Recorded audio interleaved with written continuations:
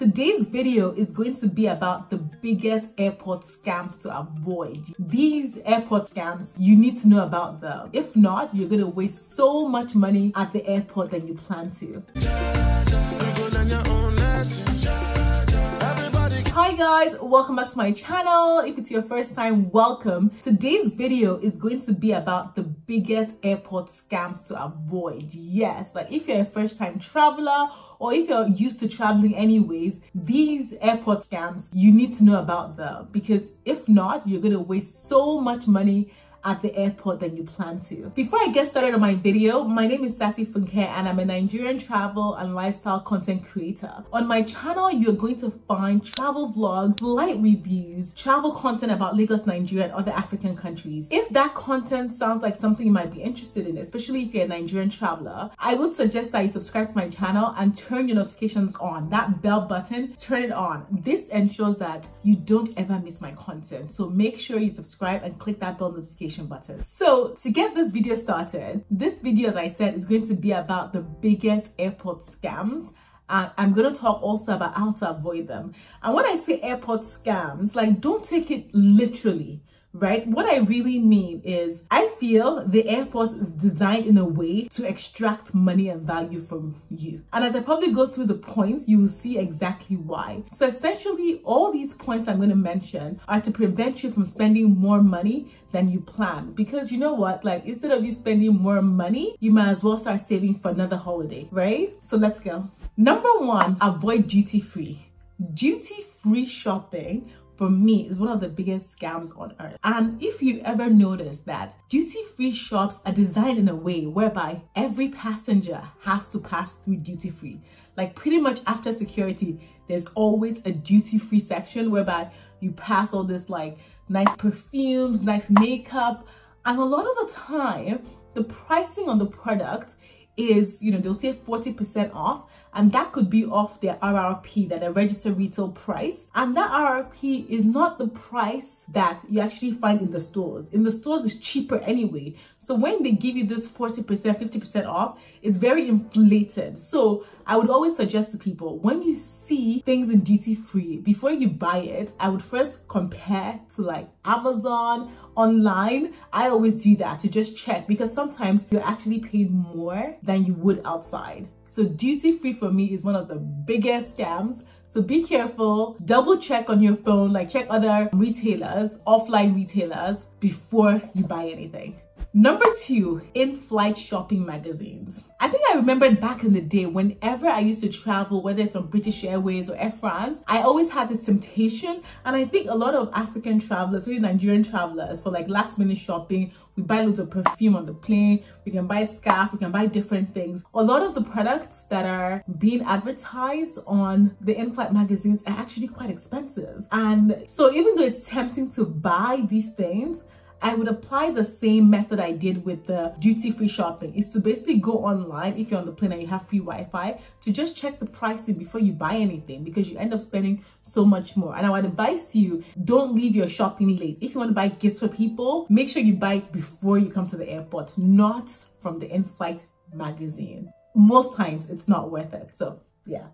Number three, buying food at the airport. Let's be honest, like, food at the airport tends to be quite expensive compared to how much you pay outside the airport. So sometimes, if you can, bring your own food through security. You're allowed to bring your own food if you want to. So you're allowed that option. Instead of you spending 20 pounds, I don't know, 10,000 naira, 20,000 naira, whatever currency you're dealing with in that country, bring your own food, because you're actually allowed to bring your own food. And the great thing about bringing your own food is that you actually have food that you like, rather than being stuck with the options that are available to you, whether it's at the airport or on the plane. So if you want to be sort of sure of what you're going to be eating, bring your own food. Number four, water.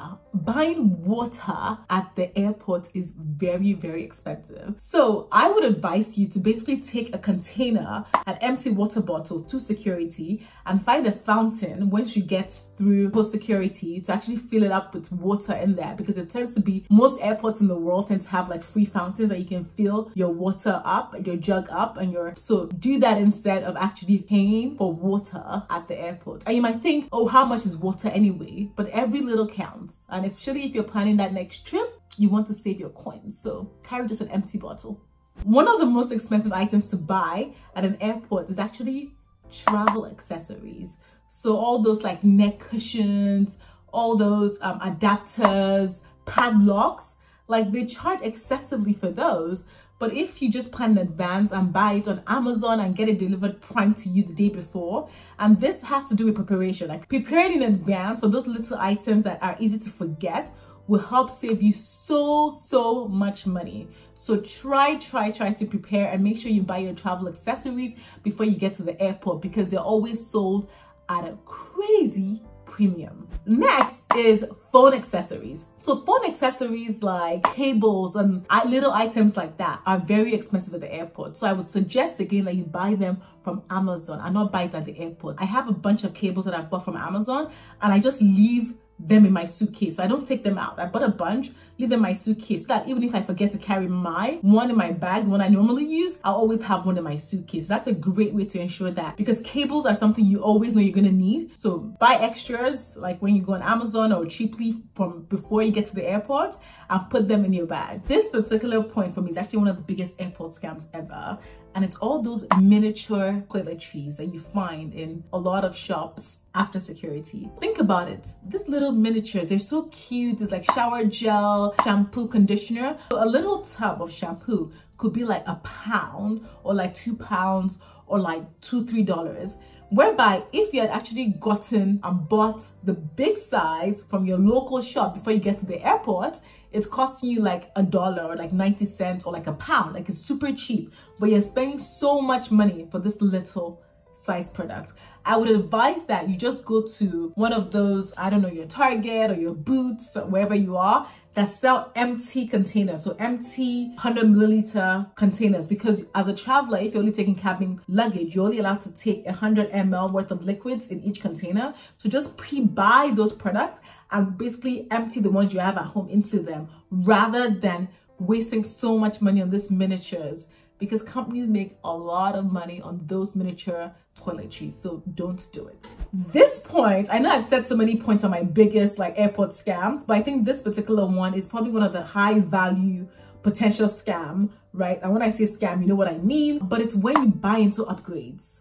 A lot of times airlines offer passengers upgrades when you get to the airport, right? And they can say, oh, for $300 you can upgrade from economy to premium economy, or from premium economy to business class, right? But the truth is, this is money that you never plan on spending. So the caveat to this is, if you're rich and you can afford it, why not?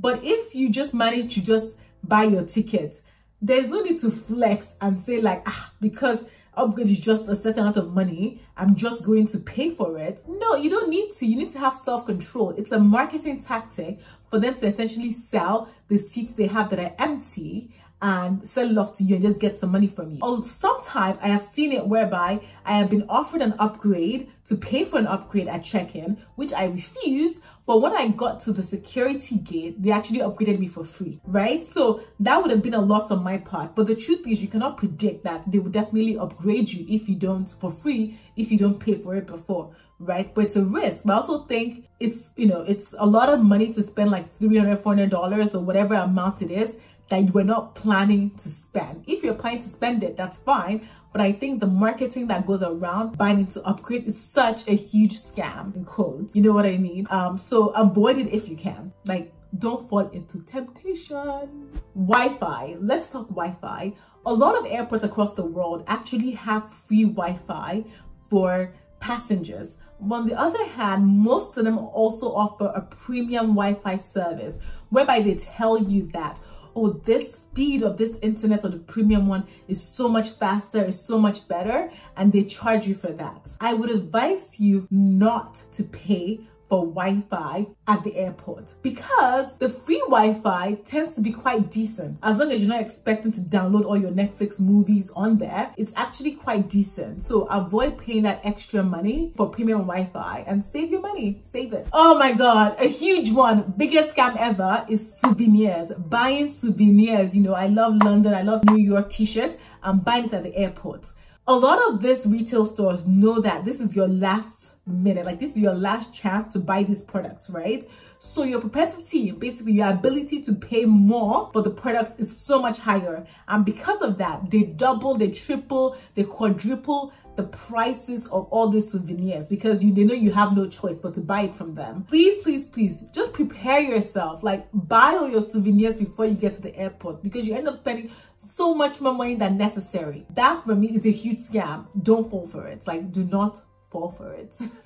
Finally, I would say another scam here is buying books and magazines at the airports, right? A lot of us have books and magazines in our house that we have not read, but most of us forget to pack them for our trip. So when we get to the airport, we're so tempted to entertain ourselves that we then we fall into just buying this magazine, buying just to entertain ourselves. A magazine that we probably won't even read till the end of it. Don't fall for that. Just prepare yourself and literally plan before you leave your house and bring your own novel and magazines on board. Or even better, have your books and, you know, entertainment on your Kindle, on your iPhone, on whatever electronic device that you have, rather than waste money at the airport that you don't need to. So guys, that is the end of my video. I really hope you enjoyed, you know, sort of this airport scams that I talked about. And if there's any of them that stood out to you and you thought, oh my God, that is such a scam, like that is just such a way to get my money, right?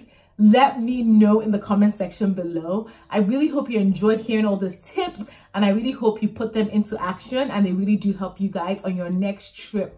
Yes? Thank you so much for watching. I appreciate the love. Don't forget to subscribe if you're new. Give this video a huge thumbs up if you found the information useful, which I really hope you did. And I will see you on my next video. Bye.